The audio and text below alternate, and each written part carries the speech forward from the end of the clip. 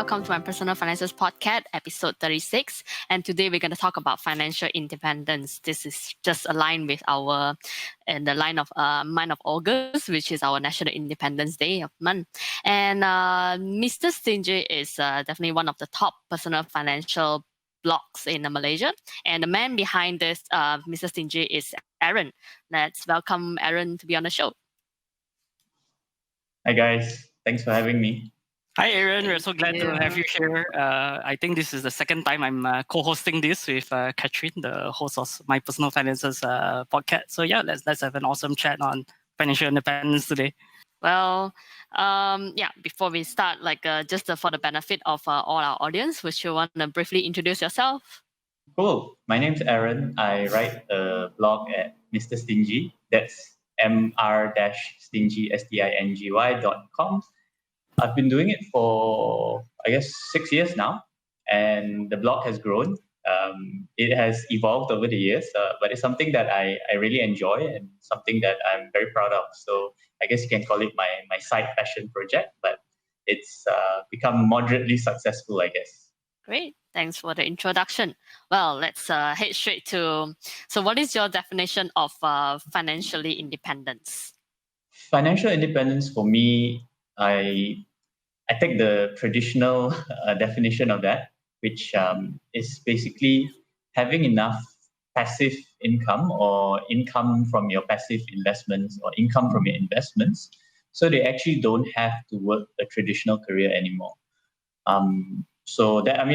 That kind of income can come from, say, your investments. It can come from, let's say, you have a business that runs automatically, and the idea is that you need to have enough income to replace whatever you used to, I guess, your main career, or you need to have enough income to basically cover all your expenses. So if you can get to that point, which is, I think, very ambitious, mind you, I would call that person financially independent. Right. I would even go a step further. Actually, I have very similar definitions as well. But to me, the first step would be, to cover all the expenses with your passive or semi-passive income. But yeah, to actually aim for twice that amount, actually, so 200% of your expenses. So I think that would be even more of a stretch, actually. But yeah, I believe it's something that's definitely achievable. Nice. And now that we talk about financial independence, what are your thoughts about FIRE movement? I mean, widely known as a FIRE movement, but which is financially independent and retire early. I think FIRE movement is very interesting. I actually like the concept, the philosophy behind it, right? The concept that once you get to a certain level of financials, you don't have to listen to anyone anymore. You don't have to listen to anyone anymore, right? You can do whatever you like. You can quit your job. You can go travel the world. You can do your own hobbies. Basically 100% free, not dependent on anyone. So I really like the concept. The thing that I have a little bit of mixed feelings around FIRE is that I don't think it's necessarily practical for everyone. And sometimes when you hear FIRE proponents, they talk about it like, anyone can achieve it. It's easy. Just do this 5 steps. I don't think it's necessarily that simple. It's not easy. Yeah. Talk about kids, right? Talk about having kids. Financial independent, retire early. And if you're the kind of person that you want to lavish on your kids, you want your kids to have the best of everything, right? I think most people are going to find the concept of FIRE actually going to be very challenging. So yeah, kind of mixed feelings there, but I do appreciate and I do like the thought behind it. How about the retiring early portion? Do you think that's for everyone? I actually don't think it's for everyone. I think, here's my thoughts on retirement, right? The traditional meaning of the word retirement, I think, is actually an outdated concept. The concept of you slave for, say, 30, 35 years to one company, and then after that, they take care of you until you move on, you pass on. I think that's a really outdated concept. I think today, a lot of people are trying to search for meaning in their jobs or, reaching that career aspirations of finding something that's very meaningful to them. And I think if you look at it from that perspective, you don't actually need to retire. Like if you find something really good, really meaningful, you don't actually need to retire. I'll give you a simple example. My dad is 76 years old this year. He still works. He's a doctor. He really, really, really loves his job.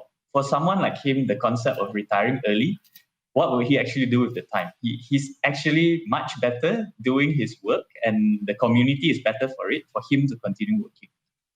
I would think that retirement is actually a new concept. Actually, that the concept of retirement only happened, I think within the last 100 years. I think before that, people just worked their whole lives actually until they can no longer work anymore. While we're on the topic of FIRE, though, financial independent, retire early, do you have any thoughts about, there's like different types of FIRE as well, whether it's the traditional FIRE where you try to scheme and save everything, or what is known as fat FIRE, where you live, a very comfortable lifestyle, all your needs and wants being met. I think there's even one recently that I've heard of called barista FIRE. So basically, Right. is that you achieve financial independence, you're retired early, but you can work at a cafe or something, or as a barista, just not really for the money, but to pass the time as well. I like the concept of working just because you want to do the work. Like, let's say for someone like me who likes to read and write, like if I was 100% financially independent and got tons of savings in the bank, maybe I would just spend my life like writing books, because that's like an aspiration for me. So I like the idea of, if you are independent, using that time to focus on some work that is meaningful. I don't necessarily like the idea of having all the money in the world and then you just go and sit by the beach all day, because I'm not sure that's what that's what human life is so precious. Like, it's not necessarily my idea of how an ideal life should be. So Steve, I if think you you ask, you get bored on the beach pretty fast. I think if you're and Steve, if you ask me what do I think about FIRE, I would tend to fall more on the side of fat FIRE or barista FIRE, because the other thing about FIRE is you can plan and you can calculate all your investments and savings, but what happens if you have a huge crisis like the COVID-19, and then suddenly your investments drop by 30-40%, and suddenly your FIRE calculations go out the window? So like Steve has a huge margin of safety, right? He calculates and then he times two. So I don't know, is that like super fat FIRE or generous FIRE, whatever you call it, Steve? Yeah. So, yep. That we talk about like achieving financial independence. So, could you share with us the 3 actionable steps to achieve financial independence? Awesome. So I'm just going to go straight into the tips. Tip number 1, I would say, very actionable, very simple. I would recommend everyone to kindly please track your expenses. And sounds like a really simple tip, but I'll share with you why. There's a management saying you cannot improve or you cannot manage what you cannot measure. So without actually understanding where your money goes, I think it's actually very hard for you to optimize it, or to do the allocations to reach that financial independence goal. Now, this picture here that you see is the app that I use myself. It's called Moneyfy. No, this is not sponsored in any way, but I like it because it gives a very nice pie chart of where you're spending your money, whether it's eating out, or whether it's transportation, or whether it's on your home. So yeah, if you haven't done this before, I really recommend it, because even for myself, I like to consider myself as doing pretty okay with my money. But when I started tracking my expenses, not too long ago, I think just about 2 years ago, I started realizing things that I had never occurred to me before. I realized I was spending so much money on A, B, C that I didn't realize before. So I think if you'll do it, you will actually realize things that you had never realized before. Discover something cool about yourself. Yeah. Do you want me to go to tip 2, Kat, or Steve, or any questions? Any further tips about tracking your expenses? I think for a lot of people, tracking for a short period of time is pretty simple. But if you're trying to track every single expense for days, months, years, it can get tedious as well. Any thoughts on that? Yeah. So I'm a bit of a data nerd, so it's fun for me to to track and then look back on where I've been spending my money. But I understand that it's not everyone's cup of tea. So at least I would say that don't think about tracking for years and like quarters. Just think about tracking for say a week first, and then after that a month. I think at minimum you want to have a month, because then you kind of have a baseline for you to look at and make your decisions on. And of course, this tracking your expense thing is not like a magic bullet. You do it, you have to look at the data, and then you have to make changes to your life. So it's a really good first step. And I think the tip here is to use an app, because every time you just spend, then you just use your app to click it. If not, those days we actually had to write it down and use like Excel spreadsheets, which was much harder. So yeah, do it for a short period of time and keep it short and simple, and hopefully the habit sticks. Yeah, I do agree that nowadays it's so much easier that we have apps, and then some of them are actually even linked to our phone, our desktop. Gone were the days that we had to use Excel sheet or paper notebooks to actually write all these things down. It's already so much easier. And also, I personally actually think that you did mention about tracking for a week and a month as a start. For myself, I do think that the data will only be valuable if you actually track for up to a year. Actually, that's what I've been through. Like for tracking for a year, that it's when I can really see for example, asking a question of person, how much do you spend monthly on travel or personal items products? For a lot of us who have never done any sort of this budgeting, right? They will not be able to answer this question actually. So the easy way, one of the ways to do it is actually to track for a year, and then to average it out to 12 months. Then you will know how much on average do you spend on that particular things actually. That's what I think why tracking expenses is important actually. Yeah, definitely. And the thing about like what you mentioned, Kat, if you track on a monthly or a weekly or monthly thing, you might tend to miss out those slightly larger one-off expenses. For example, changing your wardrobe or going for a holiday, which actually kind of plays into your monthly budget as well.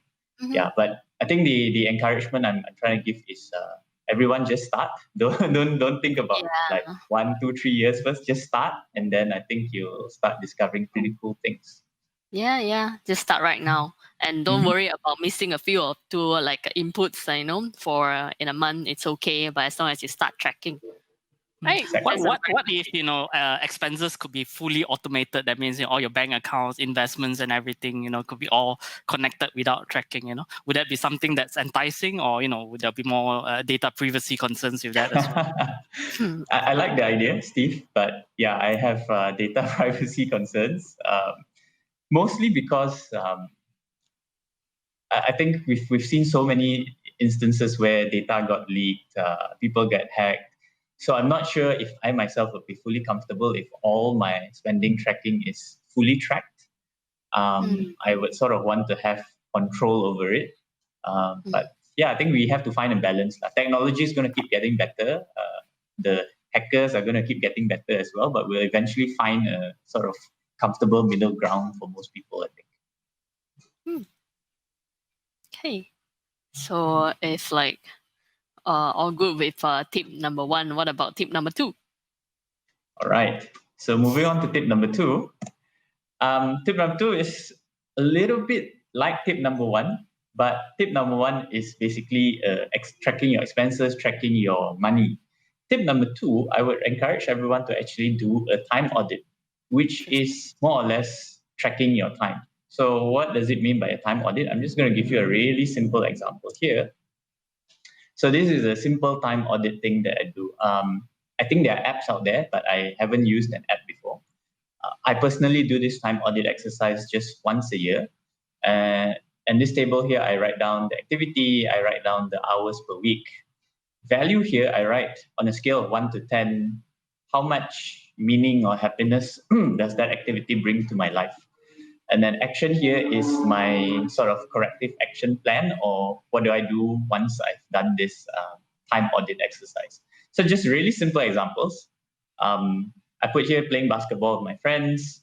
Well, I used to spend about 3 hours per week playing basketball with my friends, and I evaluate 9 over 10. Like super, super important in my life, super happy when I do it. And the action is, of course, don't miss basketball. Okay. Rain or When shine, yeah.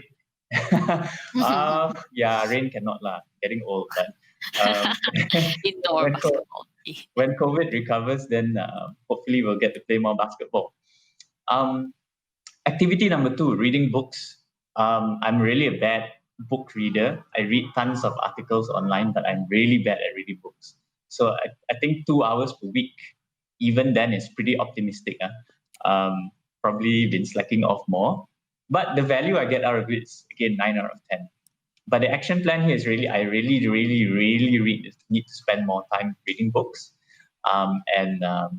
This is my action plan moving forward. So I guess the question maybe is, what has Time Audit got anything to do with your financial independence thing, right? I think for some people, time, money is interchangeable. Philosophically, you say where you spend your time, where you spend your thoughts, your feelings on, that's where the direction of your life is going to move towards. So I think that if you are very careful with how you spend your time, you only spend it on time. You only spend your time on things that bring real meaning and value to your life. Say 8/10 and above, and you try to maximize it. You actually find your life moving towards getting better over time. I've done this exercise myself for I think 7 years now. When I started, I was in a position which I was much less happy with my career, much less successful with my money. And doing this 7 years later has allowed me to steer my life into a job and into a situation which I'm very happy with. Yeah, I think it's really good, and it might be, how to say, not so linear, or the first thing that people think about when you talk about financial independence, that you talk about time as a resource as well. But yeah, I definitely do agree it's interchangeable. I think it's important as well to know, how much is your time actually worth per hour, and whether the activities you do, is it worth the time that you're spending.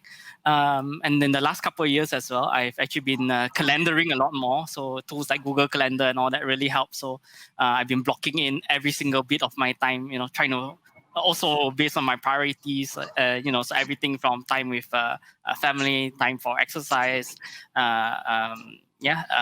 working out, and so on and so forth. Everything will be actually onto my calendar as well. Yeah, I do think it's a very, very good tip actually, because I do think there are a lot of people who use an excuse of I don't have enough time to do this, I don't have time for this, I don't have time for that. But have we actually done this kind of time audit that actually knows to find out how have you been using your time actually? But I wonder, for someone who has never done this, how do they actually start? Do they start calendaring more, like Steve mentioned, or is there a proper way to start? Oh, so get started is pretty simple. You just need I think half an hour to 1 hour. Just draw out this exact table on a piece of paper, or on you can use Google Docs if you want, or spreadsheet. The important thing is to sit down and actually think on a weekly basis, how many hours do I spend on everything.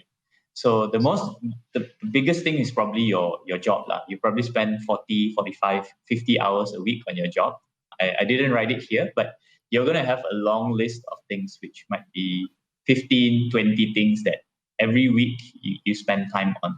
So you probably don't need to list down things that you spend 10 minutes or 15 minutes on, but just list down the major items. So that's going to work, traveling to work, your hobbies, what you do in the evenings. And then the idea is, from there, you get a baseline of how you're spending your time. And again, you're trying to tweak that as you go along, try to improve it on I do this on a yearly basis, by the way. So you don't need to keep doing it every week, but yeah, just sort of forces you to take stock of your life and where you're headed. Interesting. Right. So very good tip for the second financial independence tip. What about the third tip? All right, let's go straight to tip number 3. So tip number 3, I would say, very interesting, would be speak to a mentor for career guidance. So a few things to break down here. When I say mentor, it can be anyone. It can be formal, informal, can be even your boss. But what I mean is to try to speak to someone the next week, the next couple of days when you go back to work, immediate actionable item, right? Have to do it pretty soon. Okay. Speak to someone who has more experience and ask them about, what they think your strengths are, how do you think your career is going. Just have that casual conversation. And I'll tell you why this is so important. Because for me, at least in my experience, I think that most people are going to have the biggest increases in their income. It's going to come from your day job. Okay, it's going to come from you either moving jobs or getting promoted or taking on a different role in the same company and getting salary adjustment. And I think knowing that, right, knowing that most of our salary increases or income increases are going to come through that, it is very important for you to actually be tip top in whatever your career is. Okay, whatever industry in whatever job you're doing, you really really have to get excellent at your job, because that's where your income is going to increase. And it's going to be very hard to get to financial independence if your income is stagnant or stuck at a level which isn't very I guess isn't enough isn't enough for you to get to that stage. So yeah, I think speaking to a mentor would be the next tip I would suggest. I think it applies even if you're not salaried or employed. Actually, even you're an entrepreneur, etc. The best investment you can make, I would agree, is actually within for your own development or your own business as well. So yeah, definitely a mentor in that sense as well. But how about how important is it would be for mentors other than directly related to your work? Are those important as well, in your opinion? I think they are superbly important, just because if you tend to hang out with people from the same industry or the same circle of friends, sometimes you tend to get a very one-sided or one-dimensional view of things. It could be salaries, career. You tend to think a certain way because your social circle thinks about it that way as well. So I think it's really important for you to go out and, I guess the traditional way to say is, network with other people from different industries. If this sounds a little bit too intimidating, right? The easiest way is to actually have the easiest way is actually to read books. Read books from a diverse, different fields, right? Just because you are in banking doesn't mean you can't learn something from scientists or people who work as medical doctors. So read widely, because that's a form of informal mentorship as well.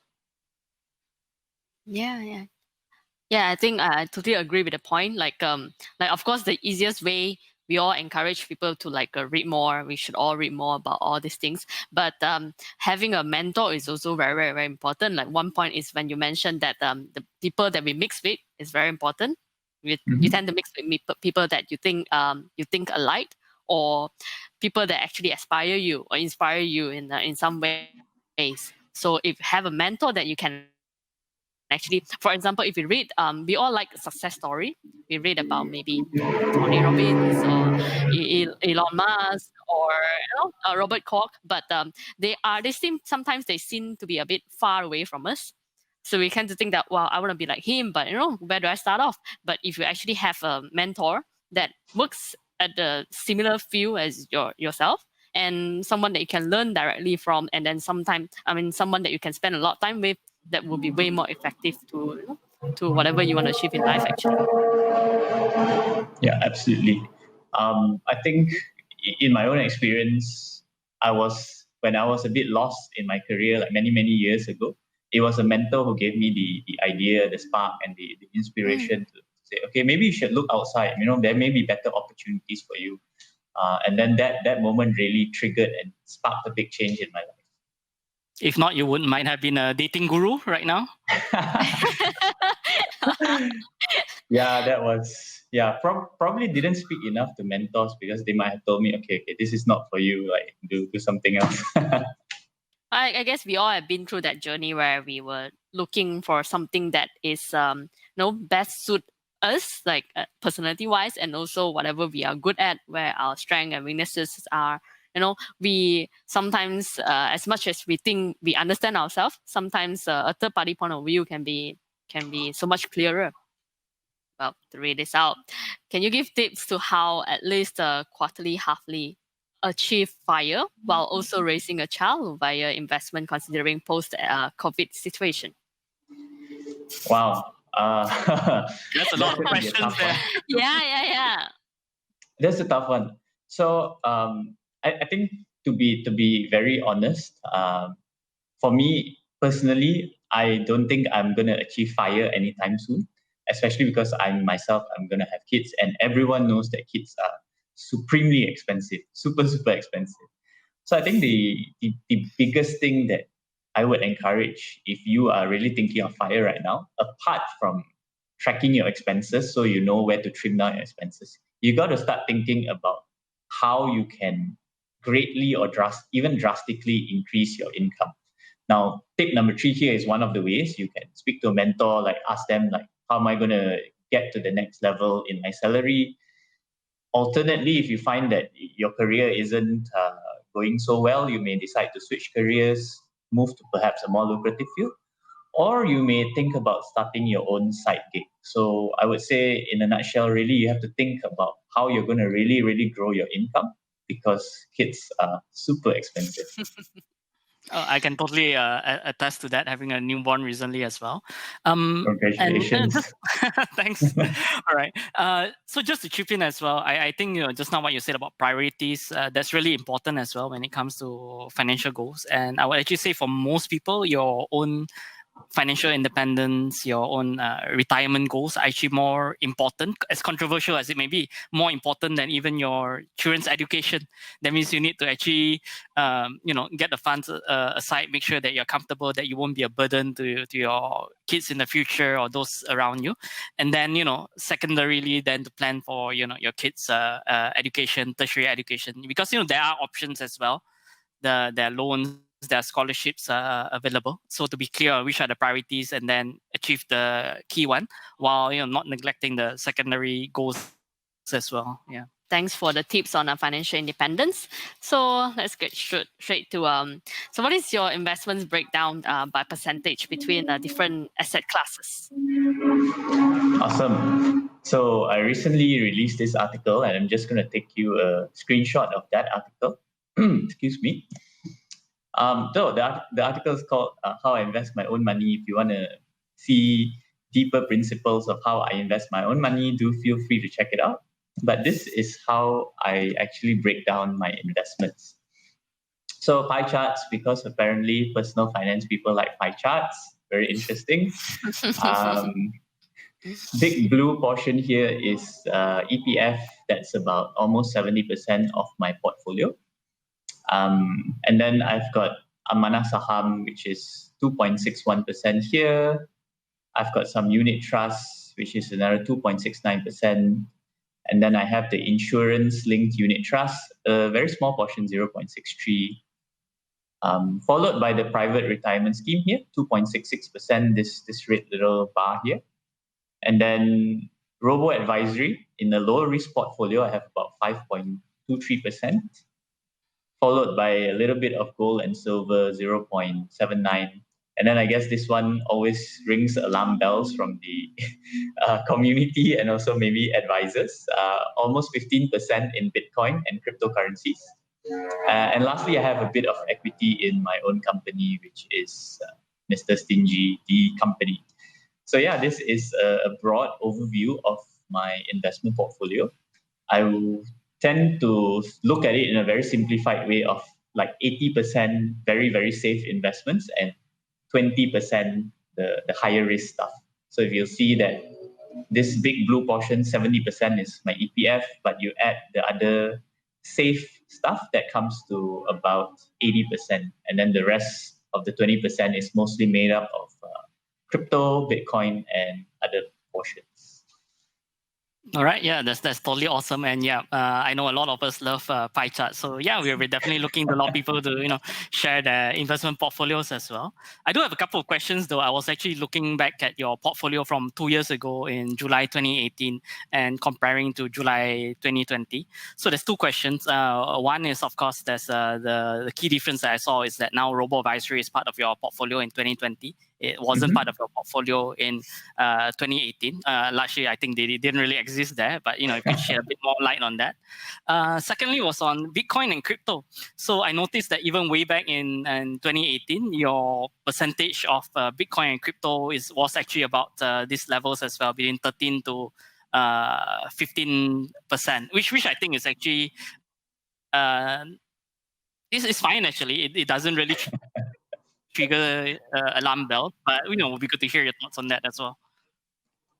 So first question, the robo-advisory. Yep, you're right. So back in July 2018, when I first wrote this, I think back then the first robo-advisory, which is Stashaway, I think they only got licensed right around that period of time. So I hadn't actually put any of my money in there yet. 2 years later, I have about 5% of the portfolio there. I really like robo-advisory because it is convenient and it is low cost. So there's tons of articles showing that over time, if you have high costs in your investments or if you have high fees, they are going to eat into your returns. So I really like robo-advisory because they invest in low-cost ETFs. They invest in US dollar denominated ETFs, which to me, I view it as a hedge in case the ringgit drops. And yeah, I do continue to intend to think more and more of my assets here. Did I answer the question, Steve? Yep, definitely. Cool. So moving on to Bitcoin and crypto, I think Steve has already mentioned that I work full-time in a cryptocurrency exchange. It's the first regulated crypto exchange in Malaysia, so nothing dodgy, yeah. Fully regulated crypto exchange. So I would consider myself as having a little bit more understanding and knowledge of the Bitcoin and crypto markets. I like Bitcoin because I view it as an alternative asset to the traditional assets like stocks, bonds. So I view it as another hedge, like a different version of perhaps investing in gold and silver, which are precious metals and also viewed as a hedge. So I would consider this a pretty high allocation myself, but it is something that I'm very comfortable with. And how I balance the risk out, or rather the perceived high risk of crypto, is because I have a lot of investments in the safe assets. Sure. Thanks for explaining that, and I truly believe on having your circles of competency where Bitcoin and crypto will be one of yours as well. Looking at the overall portfolio, though, is it the portfolio that we see right now, Mr. Stingy's portfolio for July 2020, the ideal portfolio that can be, or would you actually want to make some changes over time as well, and how often do you rebalance if at all? So I hardly ever rebalance. This is it ideal? I don't think so. Just because it's something that I drew up myself from my own reading. This is like completely DIY. I do think that I am reaching the point of time where I do need to get some professional guidance. So perhaps Steve, you and I, we can have a chat after this, right? To get a proper certified financial planner to take a look at this and tell me your opinion. I definitely don't think this. Yeah, definitely. I don't think this is ideal. So I think this is really the next step for me. And it looks like we have another question from viewer about investment portfolio. I guess we can bring that up. Yes. Right. So the question from Pauline is, do you think you would probably be on a better track to achieve FIRE if you have stayed in your previous professional job compared to what you're doing now? Wow. Well, so okay, going back into my historical situation. So I spent most of my career in oil and gas industry. Yeah. And then about 5 years ago, after doing all that time audit exercise and stuff, I just decided this is not for me. I'm going to switch and pivot my career. At that point in time, I changed job and I took a 56% pay cut, 50 something, almost 60% pay cut. That's massive. Yeah, I had to be very, very careful with my expenses. Since then, I've managed to get some promotions and change jobs again. So I'm a little bit more comfortable now.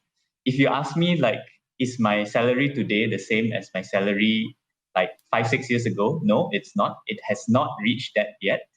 However, I would also say that I have much more career satisfaction. I don't really think about FIRE or retiring early because I really, really, really enjoy my career. So yeah, to me, FIRE is not high on my list of priorities just because that I really enjoy what I do so much.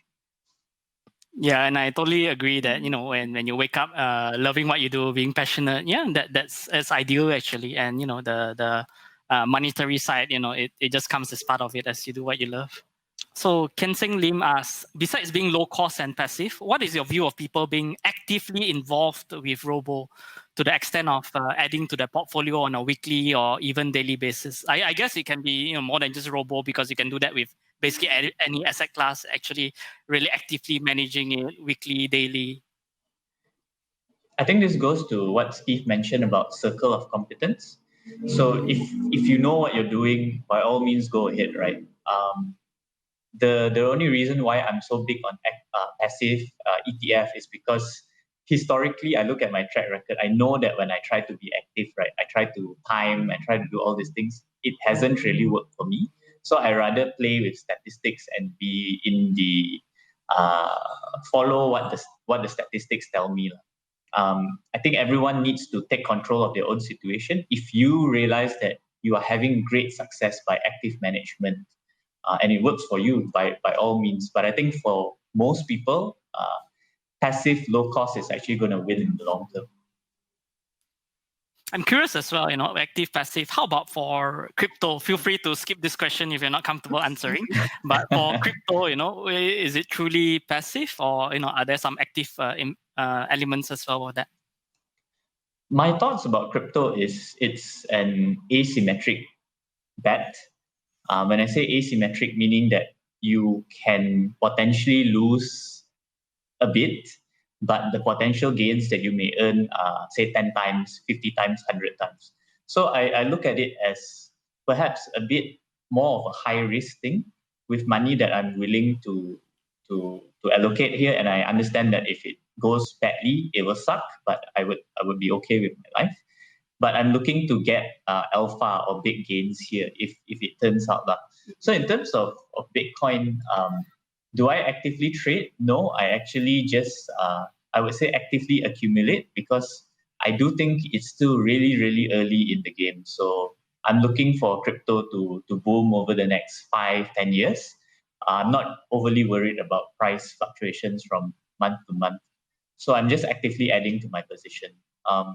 I know a lot of people make good money trading though. So, again, it's different strokes for different folks, and everyone needs to understand their position.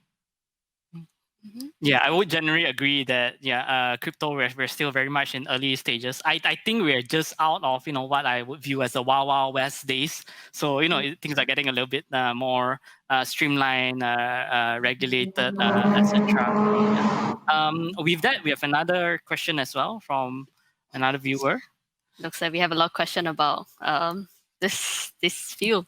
So the question from Roshan: with the stock market booming now, do you ever feel fear of missing out, FOMO, about the amazing returns with counters like the rubber gloves or even tech stocks in the US?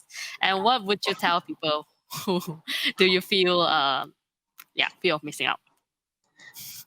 FOMO, I think all of us get it. Like I said, I preach like low cost investing ETF, but there's been so many times in my own life, like actively try to time the Bitcoin market, actively try to time this market, that market. It usually goes badly for me. So I think I have a natural portfolio to look back and say, don't get FOMO, because it hasn't like really worked out for you as well. That being said, I believe in big data. I believe in law of averages. So I'm very comfortable with, like what I said, the ETFs, the low cost investing, because I'm very confident that over the next 10, 20, 30 years, it's going to give still a good positive return. So yeah, I guess over time, I've gotten less and less FOMO, but it does bother me every once in a while. Yeah, I would agree. As long as you have your own personal investment plan, your competencies, where you're headed towards. and yeah, you just make those investments within your circle of competency. I think someone asked Warren Buffett a similar question as well about his biggest regrets on investments, and I believe his answer was actually not the things that he had no idea about that was outside his circle of competency, but basically those things that were within his circle of competency that he knew he should have taken up, but he was there twiddling his thumbs and actually not making the investment that he should have made at a point of time as well. All right. Question from Ryan Lee. So is there anything in Malaysia that you would which uses cryptocurrency for services or buying any item? Excuse me. Interesting question. So I would say most people currently use cryptocurrency just as an investment or means of investing. If you look at who regulates cryptocurrency in Malaysia, it's the Securities Commission. So Securities Commission defines cryptocurrency or trading crypto in Malaysia as trading securities, meaning that even they look at it as an investment. So people are going to start using crypto as a means of purchasing or as a means of, say, daily transactions. I think we're still maybe a couple of years away from there. People are doing a lot of technology and research and development in that area, but I think it's a little bit too early for that. Most people are still using it for investing. Interesting. All right, there seems to be a number of interest on crypto queries, so I'm just going to throw in a couple as well. All right. So yeah, recently there was a little bit of controversy, and I think the Securities Commission actually came out warning against illegal crypto ATMs, machines where you can actually put in and withdraw ATM to cash, etc. Yeah.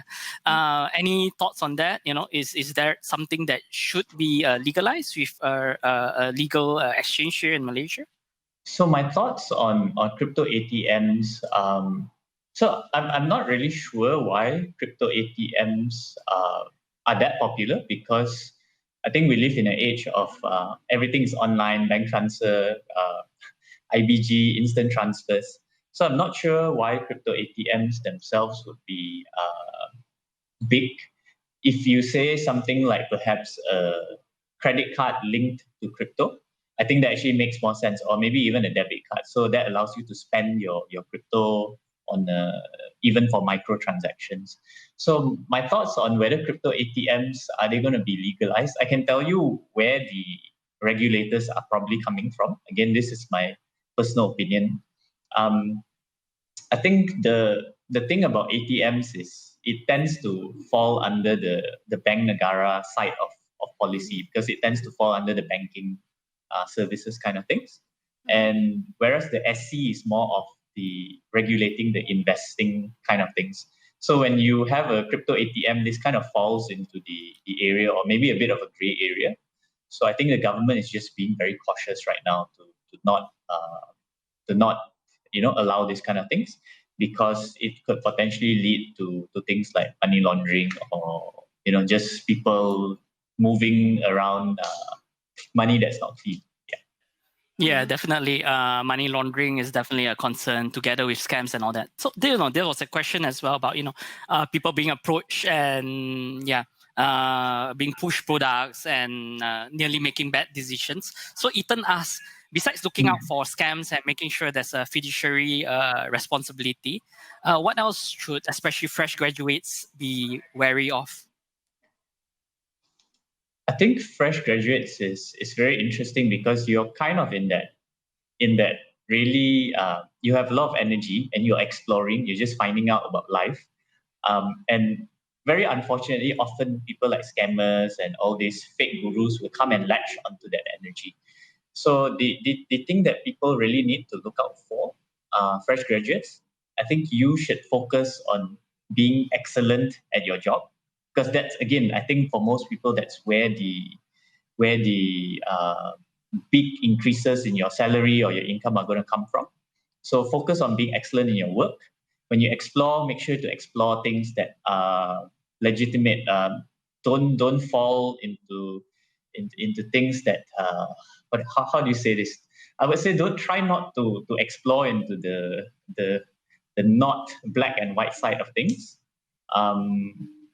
for most people, probably the investments, the businesses that you get into, they should be things that are regulated and very clearly are legal by the government. So I think that gives you a very good baseline of what you should explore and what you shouldn't explore. Yeah, definitely. If it's too good to be true, if you find your greed overtaking you, yeah, those are definitely red flags to look at as well. All right, the next question is from Luhan. Many people recommend real estate to be part of their portfolio. How do you view this compared to stocks? Real estate to me is a really interesting one. You'll notice that my investment portfolio, I don't have real estate at all, apart from REITs, which is like super, super low. The only reason for that is I kind of have this principle that real estate is for people to live in and not really to invest or speculate in. But that's my personal opinion. I know a lot of people have made money from real estate. I know a lot of people have done very well with renting and then flipping. But what I will say is that I actually read an article. This was a really interesting article. It was titled, I think, the returns of everything. And what they did was they tracked, I think, 20 or like a huge amount of developed countries. And then they looked at the returns of all asset classes, which include stocks, bonds, real estate, etc. And the top two performing ones over like the past 100 years were stocks and real estate. So take it as take it how you want it to. But from my perspective, I don't do it because I just believe in my principle. And I'm also very lazy to go and collect rent from people. But yeah, stocks and real estate have performed really well over the past 100 years. Generally, yeah, I would agree with that. I think for most Malaysians, they tend to love their property too much, and most Malaysians tend to have too much in their property asset allocation, myself included, which I'm slowly trying to reduce as well. So yeah, definitely good tips over there. How many houses do you have, Steve? No, don't feel free not to answer. Just kidding. A few. Wow. All right, looks like we definitely have a very interesting discussion about investment portfolio. We can go on and on about this, but but we only have limited time. So tying in with our Merdeka month, which is month of August. So what are your hopes and aspirations for Malaysia, especially from a finance or economy perspective? Yeah, stop sharing my screen. I would hope actually for strong institutions. I really want strong institutions for this country. When I say strong institutions, I hope that the judiciary will be very strong. I hope that parliament will be very strong. I hope that like the election commission will be very strong, because I think we've gone through periods of time where people have lost trust in this kind of institutions. Whether they are individuals, certain individuals have caused many people to lose trust in these institutions.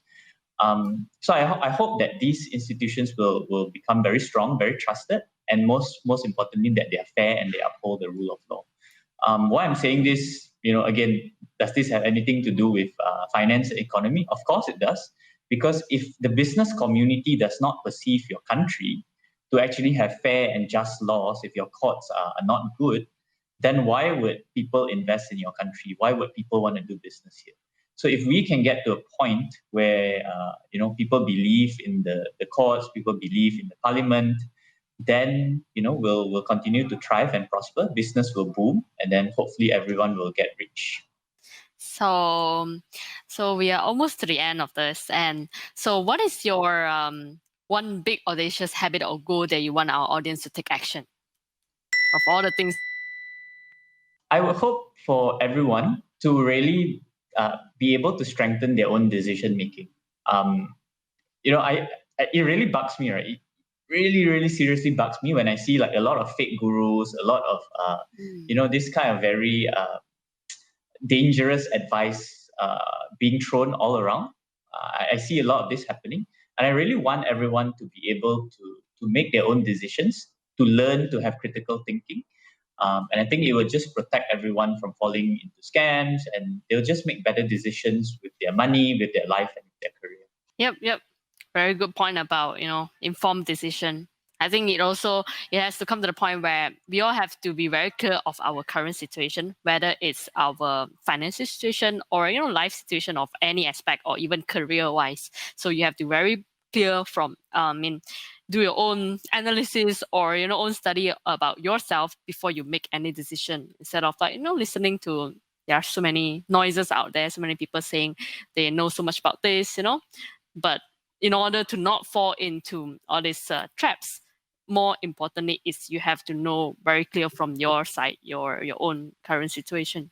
Yeah, and I think sometimes people get a little bit frightened. People want to latch on to a guru who will tell them A, B, C, just follow it. Just follow my system. Absolutely, you're gonna get successful, rich, beautiful, blah blah blah.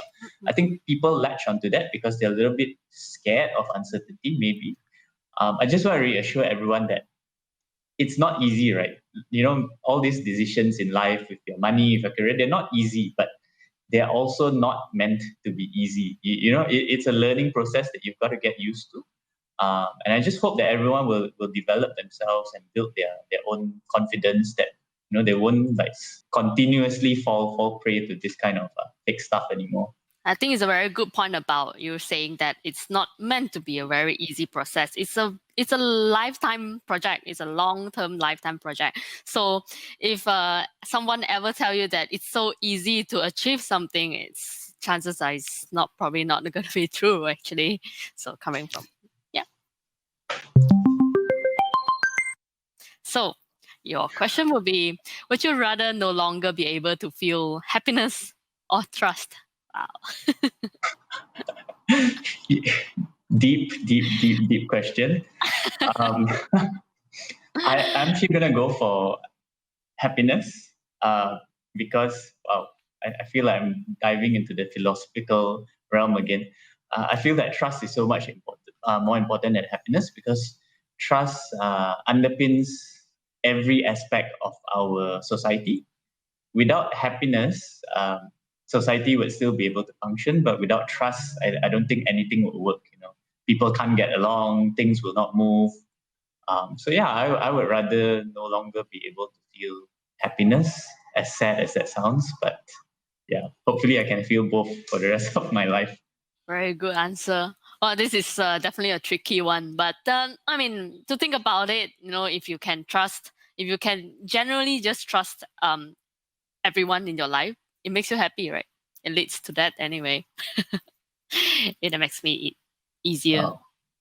Deep. Yes. That leads us to some deep thoughts, right?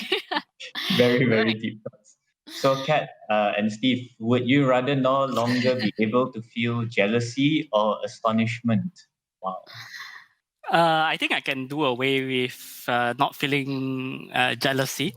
I think that we need to approach the world that there's a sense of astonishment, there's a sense of wonder in everything that we do. Even if you're doing the same thing again, it can actually be a new experience.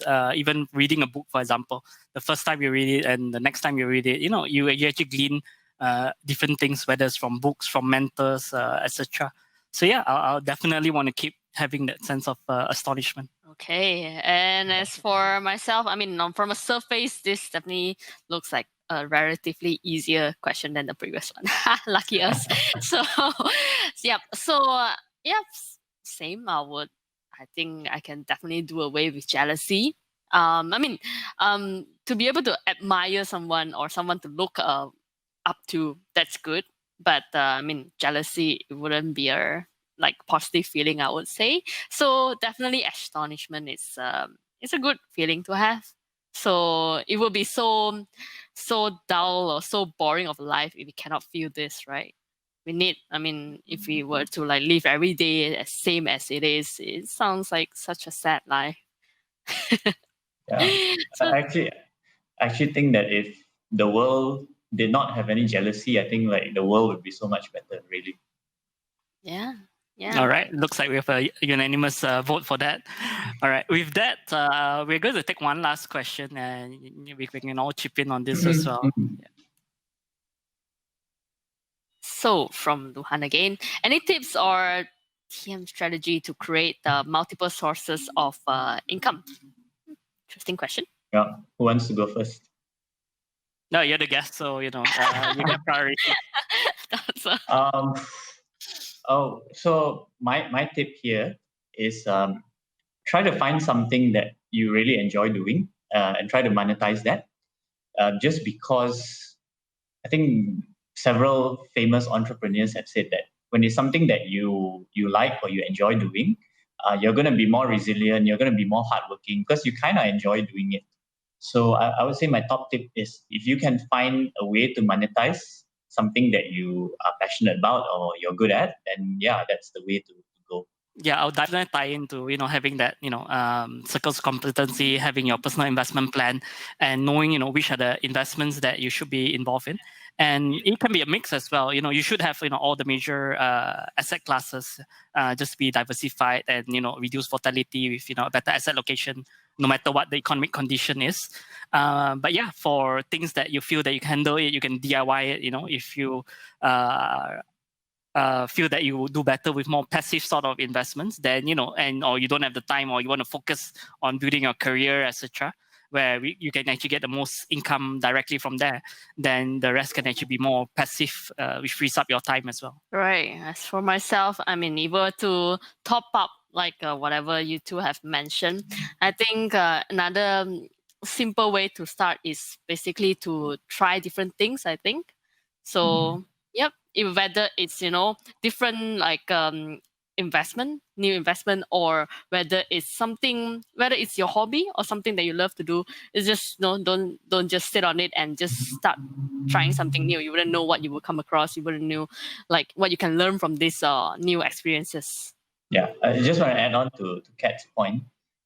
Especially when you're younger, you have a lot more energy, you have a lot more ideas. There's no harm in exploring many things, and you will no doubt fail at some of them. But just take it as an experiment. And I think for us, maybe like myself and Steve, we are a little bit more senior or mature in our career. We almost have to cut out certain things because we have to focus on certain things. But when you are young, you should like absolutely go and explore many things and figure out what works for you. You just review your own. Thanks everyone for listening. And like before we end this, like, do you have anything else to share? I just want to say thank you very much for the for you guys for inviting me on the show, and I really look forward to more great stuff for you guys. And thank you everyone for joining in and listening. Yeah, thanks so much, Aaron, mr-stingy, for sharing with us. I always enjoy talks about financial independence, investments, etc. And I like how we went beyond just the purely financial parts of it, but also talking about other important resources and factors like time, mentorship, etc. So I'm sure it's valuable tips for all our viewers as well. Thank you so much. Thanks everyone for listening. So I really enjoyed learning from Aaron, Mr. Stingy, actually. So he has shared really a few valuable tips, but I'll really summarize to those 3 tips that he mentioned, which is number 1, to track your expenses. Just start right now, don't wait. And secondly, do your time audit. So time is valuable, we all know that, and it translates to money and all the things that we love. And thirdly is to talk to a mentor right now. From a third-party point of view, you can learn something new, definitely. Thank you, PodCats, for listening. As usual, you can find the show notes and links on our website, mypf.my/podcat. And don't forget to subscribe, and I'll see you next week. Hasta pronto.